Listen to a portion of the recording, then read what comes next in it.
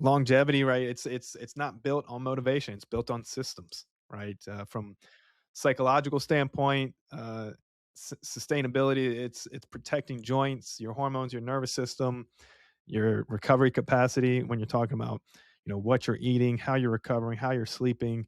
If you can look after yourself, it's not selfish, it's actually beneficial for everybody around you. Your whole life gets better. Because at the end of the day, it's hard to be healthy, but it's also hard to be sick, right? So, which hard is it that you really want to choose?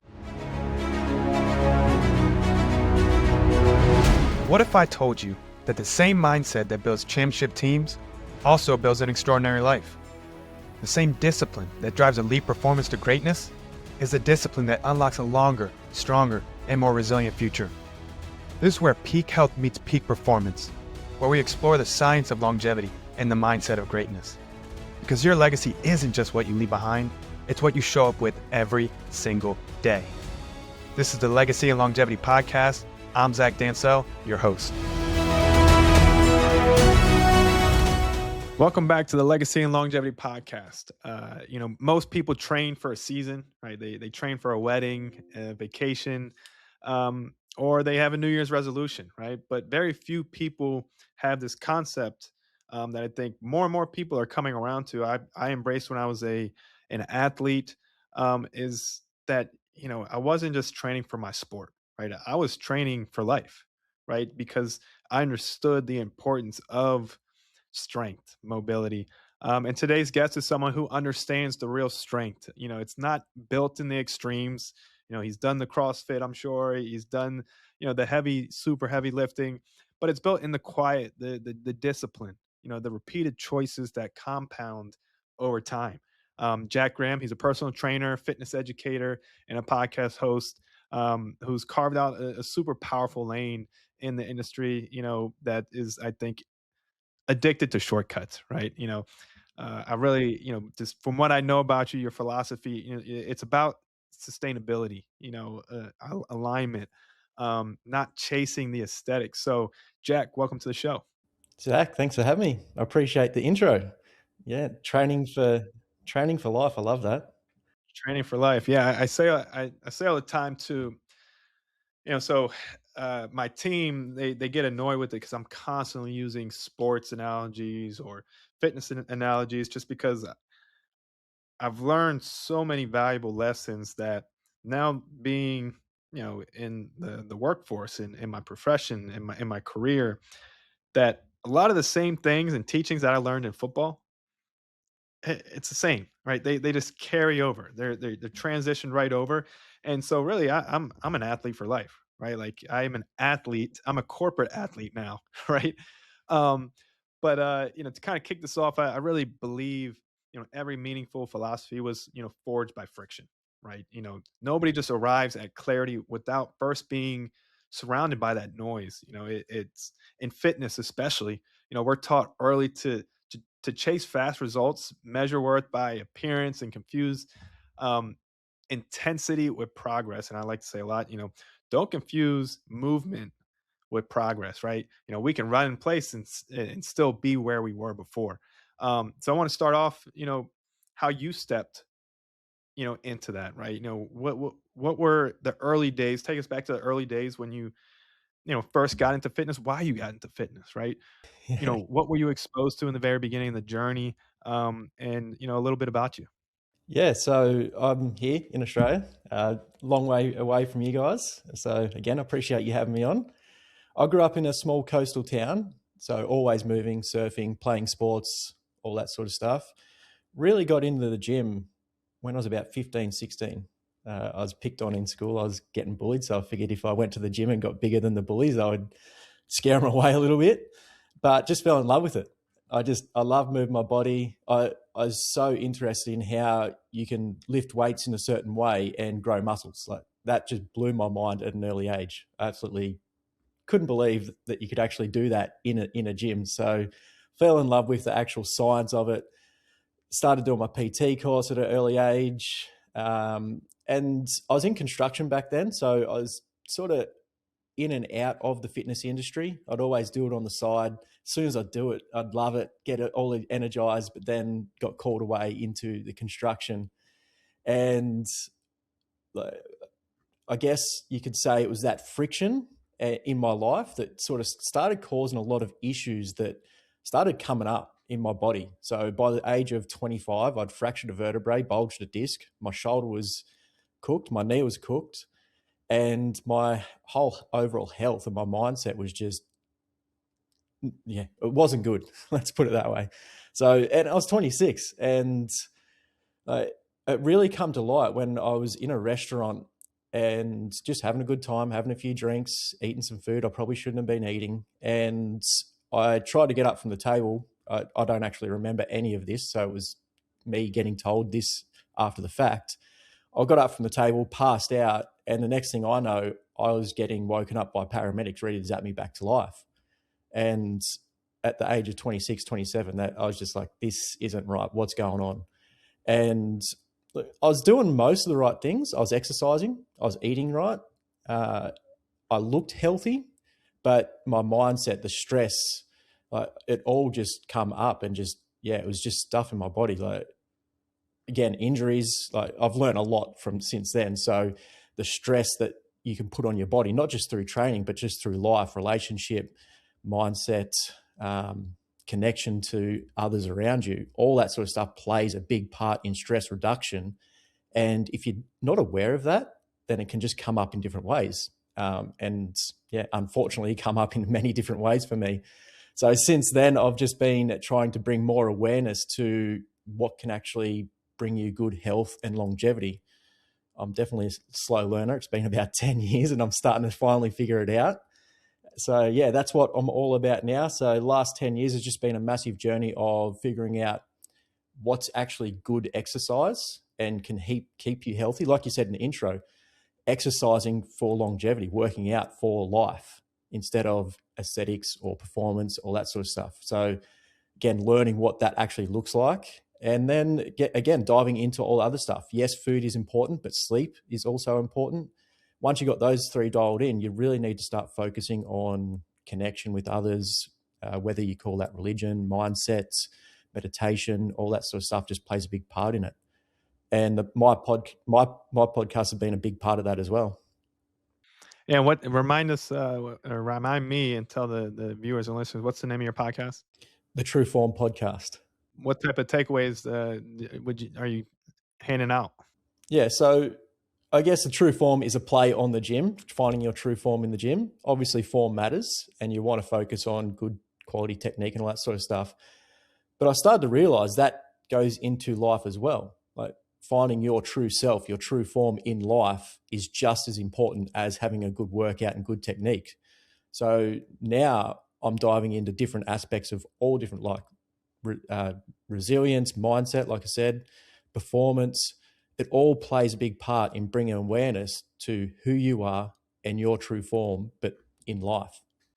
You know, you're obviously you dealt with the friction, right? You know, you had health issues, right? And it sprung you into this whole new light of what fitness, you know, can really do for you and what that means and you know how it impacts others, right? Not just you being healthy and fit yourself, right? But the impact that then you have on others around you, which you know I talk about all the time, the ripple effect.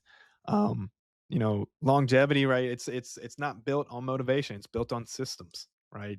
From psychological standpoint, sustainability, it's protecting joints, your hormones, your nervous system, your recovery capacity. When you're talking about, you know, what you're eating, how you're recovering, how you're sleeping, you know, I think it can't talk about fitness and movement, strength, cardio enough, and how it just plays an impact in overall longevity. But why do you believe? You know, consistency, right? I think that's the people miss the most, right? They want to go hard, they want to go intense, especially in the new year, and then you know they have these bold, you know, New Year's resolutions, which I'm sure are obtainable, but they quickly fall off, right? So why do you believe consistency beats intensity when it comes to long-term strength, health, and overall just fulfillment? Yeah, great question. Great question. Consistency is like you said in the intro. I'm a personal trainer as well, so trying to get my clients to be consistent is one of the biggest challenges. And it comes down to, again, bringing awareness. So once you start working out or getting somebody to work out for the first time, they start to be more aware of their body. And when you're more aware of your body, you understand that, we're all like the whole body's connected, but then it flows into other things. And that's where I try and bring in that connection into the real world. Like they start to realize they've got more energy to, perform at work, run around with their kids. So it just, I think people start, and I think if you get started with motivation to look better, look sexier, look better naked, whatever your motivation is, use that, but still dive deeper. I get a lot of my clients to continuously journal about their goals because they're going to change over time. And once you become more aware of your body and what's changing, not just physically or the looks, but internally as well, consistency just becomes a little bit more feasible because you realize, oh, I'm doing this for more than just looking good. Because exercising to look good is hard, and I think a lot of people don't realize that. But there's way more benefits. And again, if you can bring awareness to those benefits, the longevity and the consistency of your workout routine is just way better. And I do believe, like, out of all the things we're going to probably talk about, sleep, nutrition, connection, all that sort of stuff, exercise is probably the most important thing. Like I just said, like if you can get somebody to start moving their body, so do a bicep curl. As soon as you do a bicep curl, you can feel your bicep moving. And it's just that connection and use awareness of your body. And seeing that for the first time with some people that haven't worked out is just amazing. That light bulb just going off in their head, like, oh, this is a muscle and this is how I work it. That connection and that awareness is just amazing. And again, if you can keep that going into other disciplines in your life, yeah, the impact you can have. And like you said, the ripple effect. I'm a big fan of this. And a lot of PTs or coaches, all that sort of stuff, get this wrong, and they feel like they have to, influence hundreds of thousands of people. But if you just change one person's life, the impact you're going to have is amazing. Like you're literally changing their world and their view on their life, but then the people around them.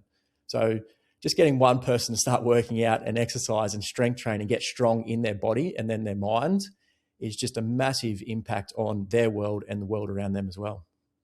How do you help clients shift their mindset away from the extremes, right? Like, yes, there's a point where you can be intense, but especially for people who are trying to get back in the gym, who are trying to get back started, or who kind of just teeter back and forth too much. Like, how do you shift them?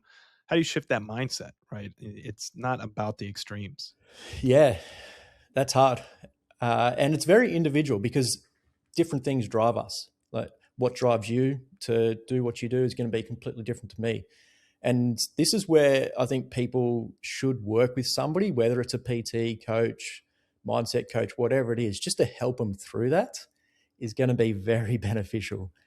Uh, I do try and I get all my clients to track everything. If you can, you can't improve what you don't track. So yes, lift all your weights and everything in the gym are important, and you want to get stronger over time. And what strength is, we can talk about that as well.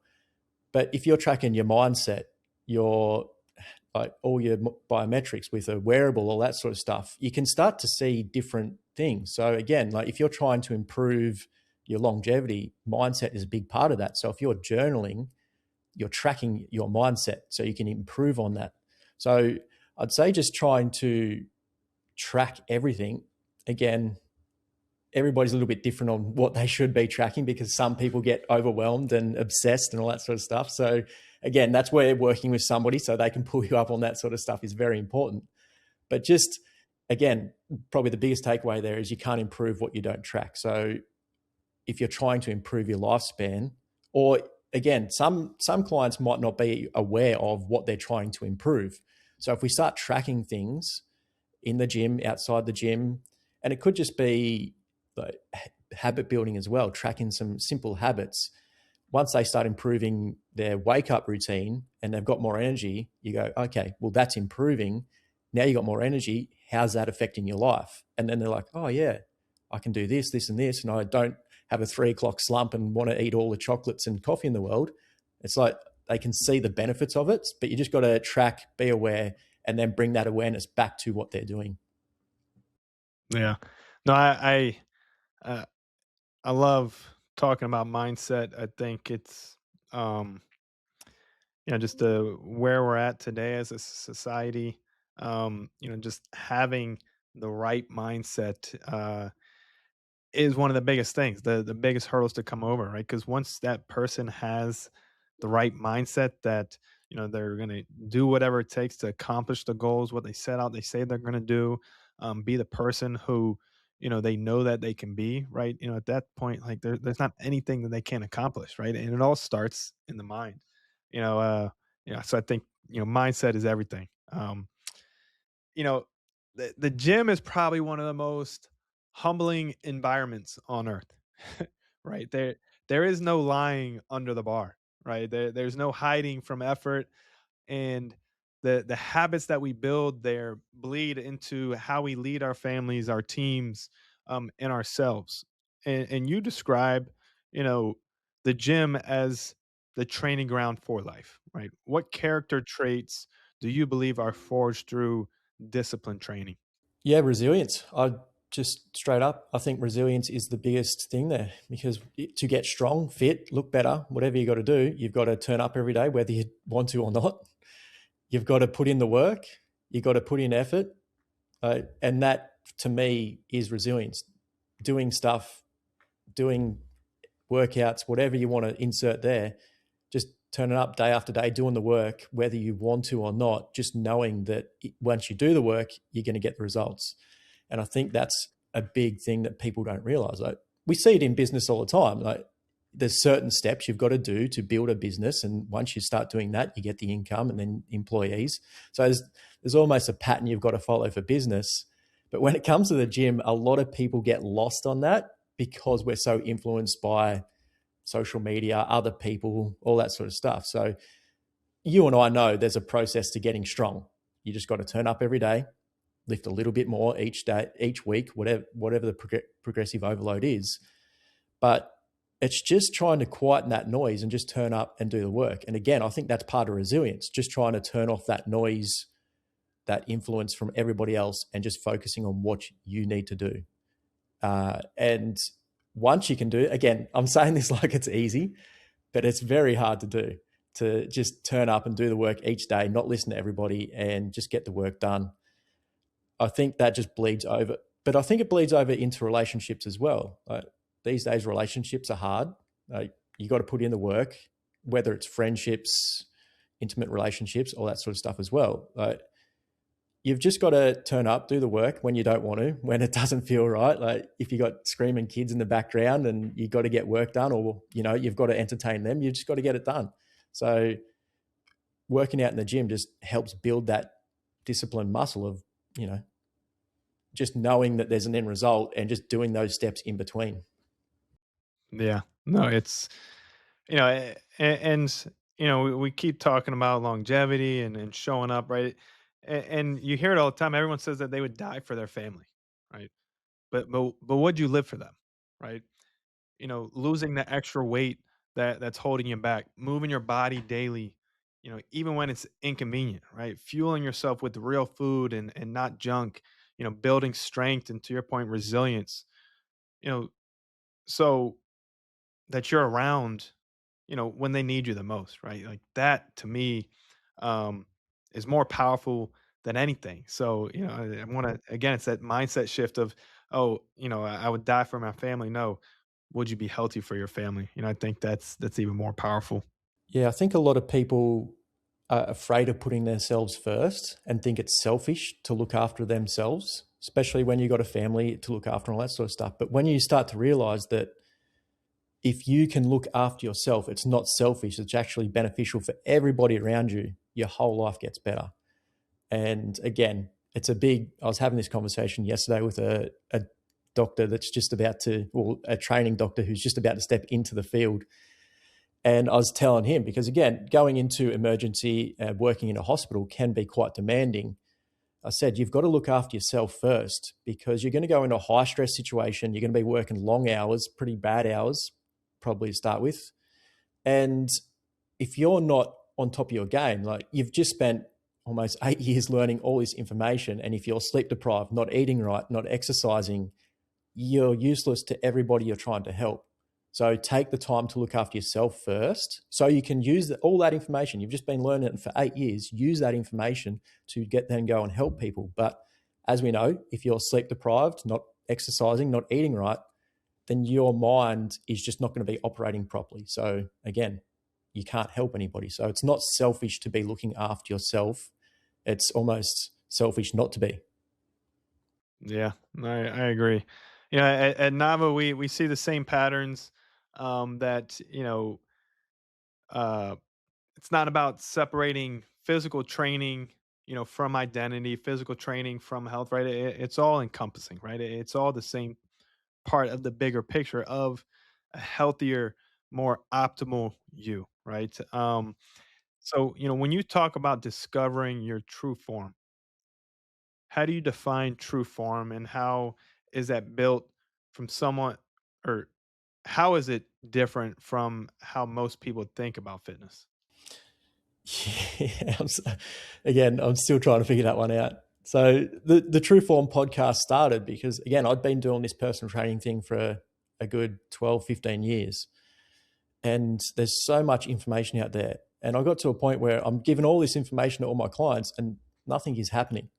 I'm just like, but here's the information. Why aren't you using it? Why aren't you going and doing what it says? And I realized that it's not about information. It's about finding that want, that purpose, that drive to get you to, find your true form. And I do believe finding your true form in life starts in the gym, because as we were just talking about, I do believe you need to be strong within your body before you become strong in your mind. And that's a big thing that people sort of go back and forth with. And I'd love to get your opinion on it. Like, should you get strong in your mind first or in your body? I do believe once your body is strong, you feel better, you move better, but also you realize that you can start doing better things and more things. So linking that to your mindset. Yeah. No, I think it's all part of the picture, right? Showing up to the gym, for yourself, building that mental resilience, when you don't feel like it, um, and just being true to yourself, like being consistent, right? It's about consistency. That consistency builds habits. Those habits then compound over time, to where then, to your point, right, you have that self confidence, right? You have that ability to go and do hard things, outside of the gym in life, because at the end of the day, adversity is promised to us all, right? Like, there is no avoiding adversity. Life is hard, and you got to decide, which hard path that you want to choose, right? It's choosing your hard of going to the gym for yourself, and realizing the impact that it has on your overall health, or, staying in bed, right? And not going to the gym, right? And the impact that that's going to have on your health, right? So you gotta out, weigh the risk reward, and which hard you want to choose. Cause at the end of the day, it's hard to be healthy, but it's also hard to be sick, right? So which hard is it that you really want to choose? So I think, showing up for yourself, showing up for your body, building that self confidence through the gym, right? Because it's like I said, there's no lying when you go to the gym, right? It's a humbling experience, and once you start showing yourself that strength and that ability of can do, it just then your mental, right? Then your mental comes in. It's like, oh yeah, I can do this. So I think it's critical. Before we continue, I want to share something deeply personal. The real reason my family started Nava Health. Over a decade ago, my mom was on her deathbed. Her organs were failing, and the doctors told us there was nothing they could do except keep her comfortable. In that moment, everything changed. We realized traditional medicine had limits, especially when it came to proactive and preventative root cause medicine built for long term health span and lifespan. At Nava Health, we take a data driven precision approach to longevity. We test over 90 biomarkers to uncover exactly what's happening inside your body, and we build a personalized plan designed around your unique biology. Because fatigue, brain fog, weight gain, they're not random. They're signals. And when you listen, your body can heal. This is functional longevity medicine done right. Comprehensive, proactive, and built to help you feel and perform your best at any age. Go to navacenter.com and take control of your health today. Now back to the show. Just a connection on the true form and literally just what you just said.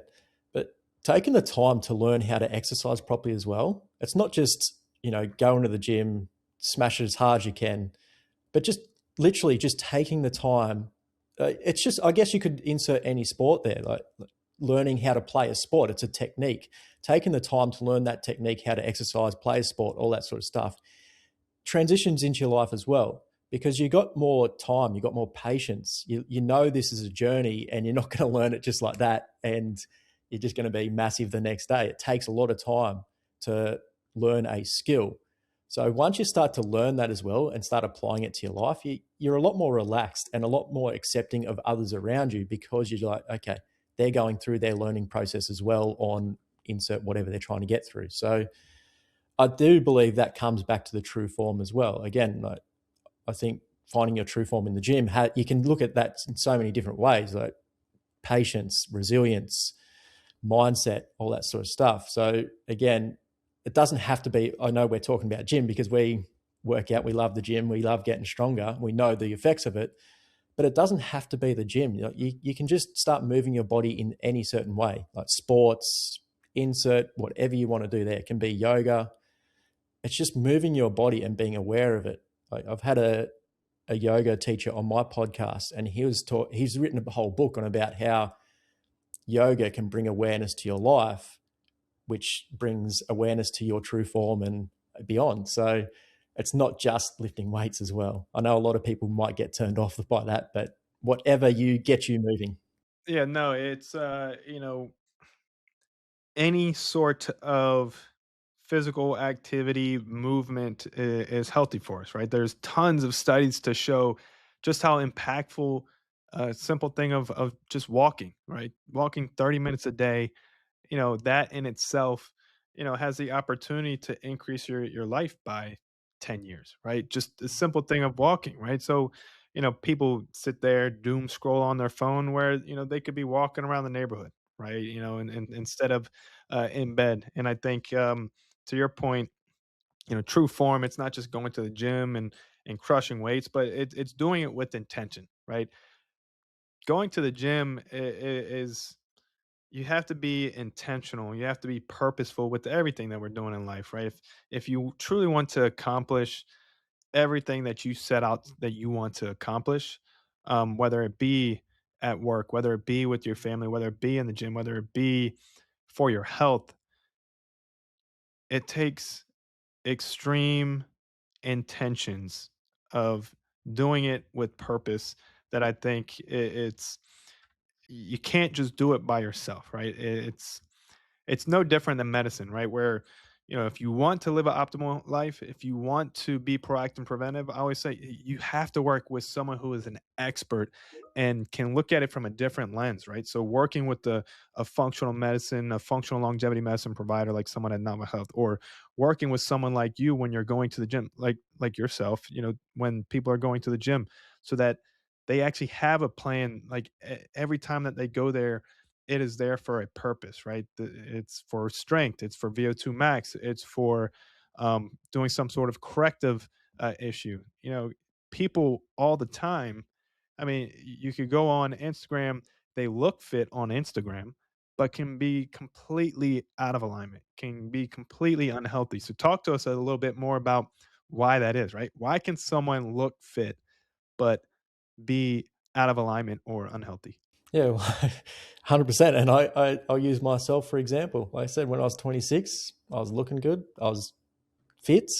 I was strong. I could run a 5K in under 20 minutes, all this sort of stuff. But yet my heart was just not there because the life around me, like, was my relationship was terrible. My work was stressful. Everything was falling apart. But again, I looked healthy. But what does that mean? And again, like I said in the intro, I've been trying to understand the difference between looking healthy and actually being healthy. And I think again, I'll probably add to this as well. The fitness industry is just very bad at connecting what you look like with health and what you look like are just two different things. And once you can start to learn that, that's a big, powerful thing in a big step in the right direction.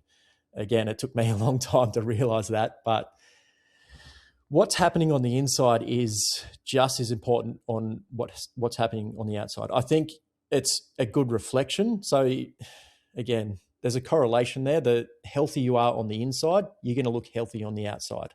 But unfortunately, you can mask all those inside things very badly these days with enhancements and all that sort of stuff. So for me, it was a big connection between, again, like my heart had basically stopped. Like, why? So I've been on the journey of understanding why, what makes somebody healthy for, like I said, 10 years now. And we've been talking about a lot about exercise, all that sort of stuff, but sleep is very important as well. Um, Again, this is the journey I usually take my clients on. I get them to start working out and they start to get good results. And then I try and transition them into doing habits that give them a lot of benefit. And sleep is one of those. What are some of the so right, obviously going to the gym doesn't have to be a physical gym. It can be outside. It can be wherever you make it, right? Just we're just saying get up, get moving, get moving. What are some of the other foundational concepts that people should be focusing on to not only help with what they're doing on a physical level, but for health, right? For longevity. So again, obviously I'm a personal trainer, big fan of exercise. So start exercising, but you're already doing things that are affecting your health. So you're going to be eating. So why not just make a little bit better choices? And again, those choices are going to look a lot different for everybody, but keep it simple. Just go no processed foods and just raw, best quality foods that you can do and just make that better over time. But again, you're eating, so just eat better. I know that sounds simple, but it can be simple. Don't drink. You're going to be drinking, but don't drink your calories. Just drink your water, like drink water. Again, simple. And you're going to be sleeping. So why not make your sleep better? A lot of people get caught up on, oh, I don't want to go to bed at 8 o'clock and so early and get all this sleep. But even if you're sleeping for 5 hours, let's make that 5 hours the best possible sleep that you can get. Because again, I get a lot of new mothers training with me, and their sleep is broken, and there's not much you can do about that. But you are going to be sleeping, even if it's 2 hours every now and then, or three, whatever. Let's make those 2 or 3 hours the best possible hours that you can actually have, because that's going to be more beneficial than trying to get 10 hours sleep. So, and again, once you can get people to realize that, they're like, yeah, I feel way better. I feel energized. How can I make that better? So trying to get your sleep better. And I always say it, you're better off focusing on when you wake up rather than before you go to sleep. I think it's just a lot easier to work on that wake up routine, that morning routine, rather than a night routine. But waking up and just trying to do your best to get out of bed. So don't have any devices or anything in the bedroom. If you need an alarm on your phone, put your phone out of the room so it gets you up out of bed. And just trying to do things that will wake you up, whether that's a little bit of movement, a little bit of stretching, move your body, drink a glass of water. If you want to go extreme, go a cold shower. Those sort of things will just get you up and awake. And I think that's way more beneficial than trying to complicate your night, because, again, we're all busy people. We all want to get stuff done. And then by the time nighttime rolls around, trying to add more in then is just not really practical. I think that comes later on. So trying to work on that morning routine is way more beneficial than the nighttime routine. I know that's probably going to, upset a lot of people, but that's just my experience with my clients. And then again, going from that, if you can start adding some sort of journaling or mindset routine in the morning as well, I think that's just the biggest game changer you can do as well. Just connecting with, either your loved ones or yourself or religion, divine, whatever you want to call it. I think that's very powerful as well in the morning. What do you see um, have the biggest impact on people's training outcomes and health, outside of the gym? of, what do you see as like the most important thing to really focus on and consider as like a non-negotiable? I asked this question on my podcast. So if you had to choose between getting somebody to exercise, work on their sleep, or work on nutrition, and they could only choose one, they can only work on one at a time, what's the most important? Again, I'd probably say food because you are going to be eating. So you're going to put food into your mouth. And if you can start working on making just small, little better decisions on the food you are eating, like you might not see the impact over a week or a month, but say over a year or 2 years or 3 years, you're going to see way better results just by making small little changes. And it can be just switching out one tiny little thing each month. And over 2 years, that impact is going to be huge. So I just, again, for me, myself as well, using myself and my history as an example, I was fit, I was healthy, but because I was so stressed and my life was just a mess, I was losing weight. So I was, again, stress can affect your body in that way. So you think, oh, yeah, sweet, I'm losing weight, I'm looking good, but you're stressed and your body's just completely wrecked on the inside. I was eating, again, back then I still knew about calories in, calories out. So I was trying to get more calories in by eating not so good foods. And the impact that has on your overall health is just worse. So here I am thinking I can eat, a bit more chocolate or deep fried food here and there, thinking it's okay because I'm losing weight, where it's actually adding to the issues is a big thing as well. So the food that you are choosing to eat will impact your longevity. And I can't stress that enough. So if you're eating processed, dead, just absolutely bad food, it's bad for your body as well. Again, it's that simple. Bad food is bad for your body. Where if you're eating nice, healthy, well grown, vibrant food that looks colorful, that is colorful, then it's going to be good for you. So again, just making those simple little choices over time with food is just going to impact your overall health and wellness. And again, it brings it back to what we were saying before. If you've got somebody working out in the gym and then you start making food changes, they're going to have more energy, they're going to be more active, and they're going to have better results in the gym. And when you can link those two in awareness, they're like, oh, yeah, the food I am eating is affecting my workouts. I'm getting better results, but I have better energy as well. So just trying to bring that awareness back into it as well once they start working on it. No. And just so everyone knows, Jack is not saying that you should only focus on food. No. Obviously, what he just said earlier, sleep, community, connection, purpose, mindset, food, and fitness, right? Those are foundational pillars that everyone should be focusing on and have some sort of, routine of non-negotiables to those foundational pillars, right? Because, I say all the time that, we could talk about optimization, we could talk about longevity and biohacking all we want, but if you don't have those foundational pillars locked in and, really down pack, right?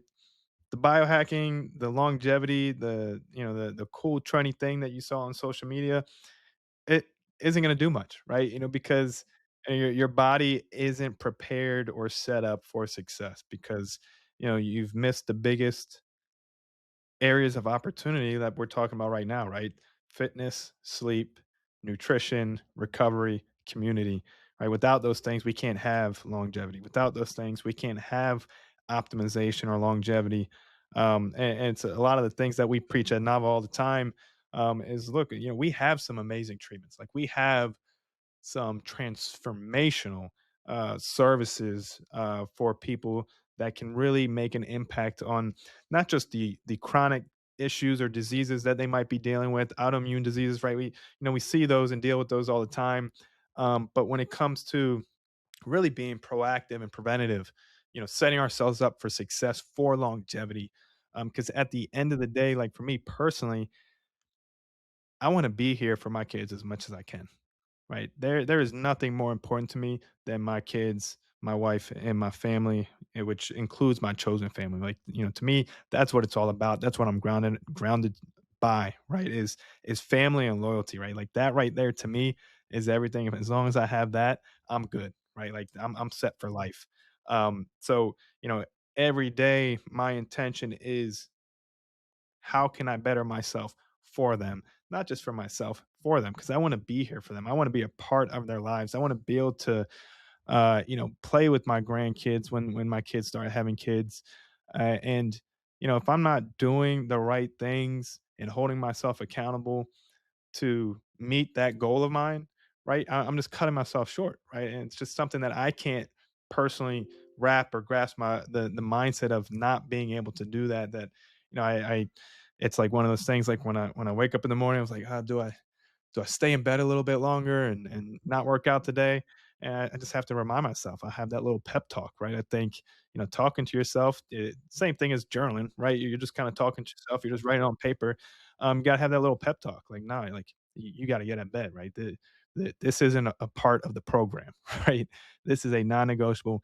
Get your butt up. It's time to go. Do what you got to do. So those are the foundational. So now let's talk about forward looking, forward insights on the fitness industry, right? Because I think it's really at a crossroads, right? People are really starting to wake up. We got wearables, we got diagnostics, education is everywhere, even though some education isn't great education, right? Social media has created this platform that everyone can have a voice, which, hey, I'm all for, but I just, you know, consumer beware, right? Educate yourself, make sure that what they're saying is accurate.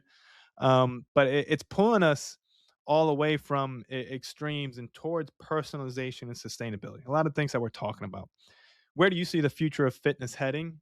And, what needs to change for people to actually get healthier long term?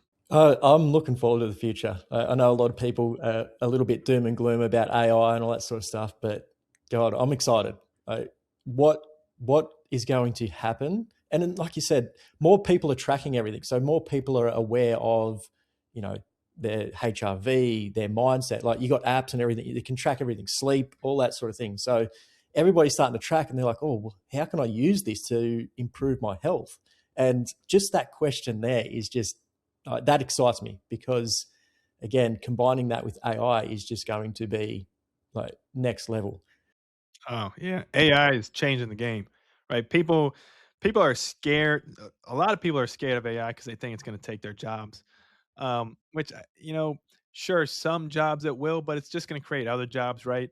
Uh, and but the power that AI is going to have in transforming industries for the better, um, it's just a complete game changer, right? Instead of us having to rely on one person's experience or education, like essentially what we've done at Nava is we utilize AI, right? We don't completely solely rely on AI. We harness the power of AI through a platform where our providers then are delivering the AI information and how to go about things, right? But with us, right, we've created this platform where we've brought together medical experts, right? Doctors, nurse practitioners, nutritionists, acupuncturists, massage therapists, uh, you know, uh, just any expert who has experience and knowledge that can add value, right? We've taken all that information and fed it into our AI. Now we're collecting, to your point, the wearables and all this diagnostics. We collect all of our client data, right? All their labs, all their medical history, everything that they've done, their experiences, their symptoms, fed it into our proprietary system that now is making decisions not just based off of one person's experience, one person's education, or just what one person can retain and remember or recall in their head.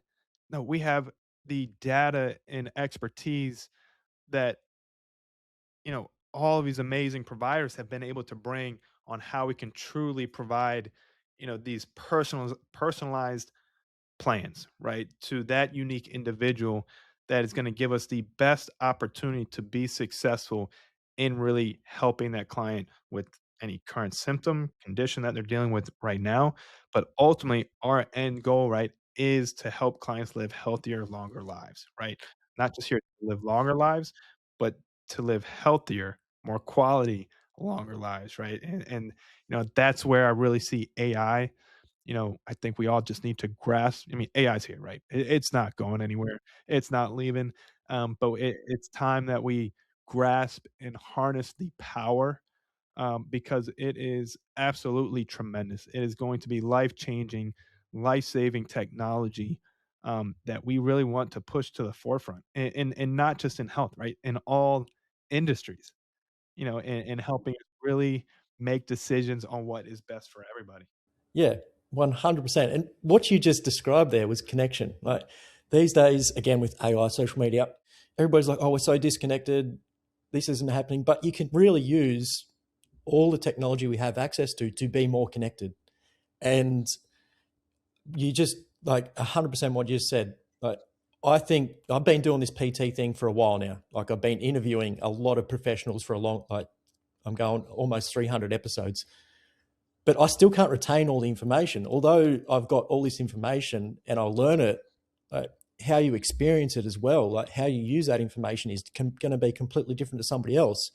And one person isn't going to have all the answers. And what you're doing is just bringing all these different people, all these different experiences into the one place. Like you said, feeding them information that about that one person. So you're just going to have way better results from a lot of different people. So that's exactly why I'm excited, because you can do that. Uh, I've got a good example from one of my clients for you, just to prove that you can use AI to, for a benefit as well. So she's 80 plus. She's had a few spinal fusions. She's actually had a spinal replacement, a vertebrae replacement, which is a huge operation. She's had a shoulder injury. So she's absolutely amazing. But she's had all these health issues over, last 30-ish years. And she's got all this data. And she was getting these headaches at night, during the day. She was just getting these headaches. And she fed all her data from all her scans, all her operations, like all her medical history into AI, and started chatting about it. And here's an 80 plus year old chatting with AI again, which was impressive.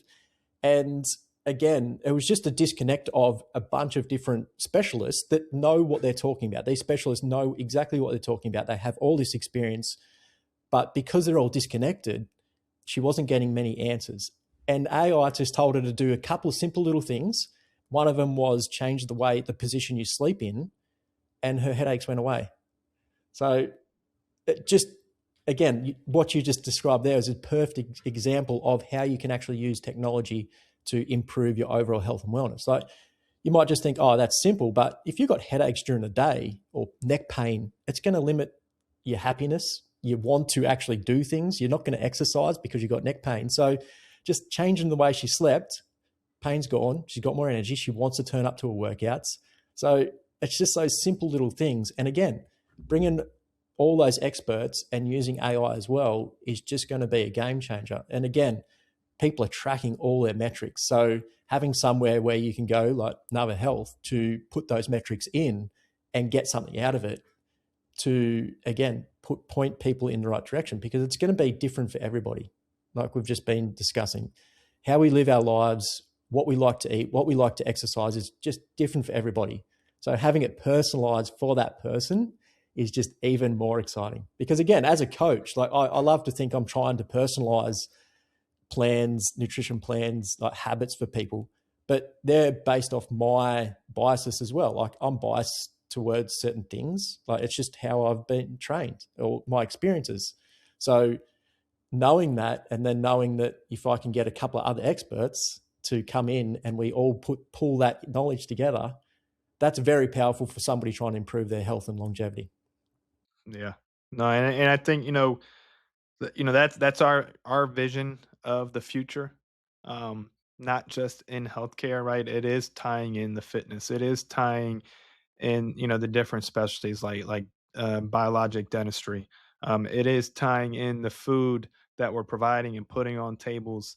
Where it's this longevity ecosystem that knows you, down to the T, right? It has all the data, has all the wearables, all the tracking, information that we could possibly have on you, so that when you do go to, these longevity institutes that one day, hopefully Nava has, across the world, It's giving you that personalization, that one of one information, the of what to eat, what supplement to take, what exercise to do. That's ultimately, again, it's everyone is built differently. Everything's not going to work the same way for you as it will for me. And we have to be okay with that. The this whole mindset behind uh, that you see on social media a bunch of the times is, this one size fits all diet, right? There is not one diet that is best for everybody. So people pushing carnivore diet, pushing keto diet, just paleo diet. The diets have times, there's a time and place for them, right? Used for certain conditions, certain scenarios. They're not long term, but ultimately, it's a personalized diet, maybe taking bits and pieces from different, structured diets that people are talking about. So, for us, that is the future, right? Combining everything under one roof, one system that, can give people that type of and that level of personalization. It's truly going to be what changes the game. It's going to be what, really, helps people live longer lives, right? It's the future of healthcare. I was just going to say, like, adding 20, 30 years to people's lives, but good quality health. And I think that's what a lot of people get mixed up with longevity. They're like, oh, I want to live for longer. But it's like, okay, cool. But what's the quality of that life you're living as well? And I think that's a big thing people miss. Like, it's what you're doing now, like what we've been talking about: exercising, eating right, mindset, connecting with people, having a purpose with other people in a community is going to give you those better years later on in life. I don't think just, oh, I want to live to 120, but if you're living in an extra 30 years, but you're in bed that whole time, what's the point? Yeah. No, I completely agree with you. So it's the future is promising. It's not doomsday, right? It is a better future. And all right, so some rapid fire but reflective questions right here. What's the best advice you have ever received? Relax. It's so simple, but again, going back to my health issues, I just highly strung, stressed, and just not like just taking everything way too serious, which adds to the stress. So just somebody just saying, Jack, relax. Why are you stressing? And I was like, why am I stressing? Just, yeah, take a break, take a big breath, relax. It's going to be okay. Yeah, I love that. More is not always better. No. If there's you're gonna have to help me come up with a better way to, say that to my wife sometimes. She might not Yeah. like me saying relax. No, but no, it's funny. We Yeah. joke about that all the time because there's times where I'm super serious, times where she's Yeah. super serious, but we have that moment where we just need to relax, right? Because at the end of the day, it's not that serious. And at the end of the day, you know, got to keep the main thing the main thing. So I love that. Next thing is, what's the biggest problem you are trying to solve in the world right now? Yeah. Awareness. I think you said it as well. Like, we're just so connected to technology in a bad way. Like, we're just being in a city like this. I like to just people watch and see what people are doing, because I think that influences trends. And if I can understand trends, I can help people better. And just when you get on public transport or just walking around and people have just got their heads down in their phones and not even looking up and around, it's just, it blows my mind. And if I can get people aware, then they're just going to change their lives. And so I work for a retail brand as well in barefoot shoes, doing a bit of work with them. And it's crazy when you can get somebody out of a conventional shoe into a barefoot shoe, and they can see, like, you can just see in their face, and they look at their feet and then they look up at you and like, it feels so different. And they're aware of their feet. I know that's just a weird example, but just bringing awareness to people's lives in simple ways. If you can just get people aware of sleep, aware of their food, aware of how they move their body, uh, the impact of that, like I said earlier, like, if you can just change one person and get them to be more aware of the world around them, like, you're just going to impact a whole generation of people after them. Yeah, no, I love that. When it's all said and done, what do you want your legacy to be? Helping people find their true form. I would love, I'd love to. if somebody turns around to me and just goes, oh, I started doing this and it changed my life and it helped me find a life that was true to me, that would mean a lot. Yeah. No, I mean that's what it's all about. You can strip away the numbers, the metrics, the aesthetics, but at the end of the day, when you ask yourself, what does success actually look like? It comes down to impact, right? That type of impact, that type of change, that is legacy. So that's awesome. Um, Jack, appreciate you coming on. Just reminder that strength, isn't something that you have to chase, right? It's something that we will build patiently, consistently. Keep showing up every day for yourself. Keep stacking those days. And over time, that type of work, it compounds over time, and that's the change that we need. It represents, you yourself. You're representing the shift that we need. Away from the extremes, away from the shortcuts, um, towards discipline. Alignment, and ultimately, longevity. So, Jack, thank you for the work that you're doing. Thank you for coming on the show and reshaping how people think about strength. Zach, appreciate it, and I appreciate everything you're doing with Another Health, and I'm excited to see where you end up with that as well. I'm excited to get you here in Australia as well. Start building it here. We need it here badly. Yeah, no, the day will come. Yeah. The day will come, brother.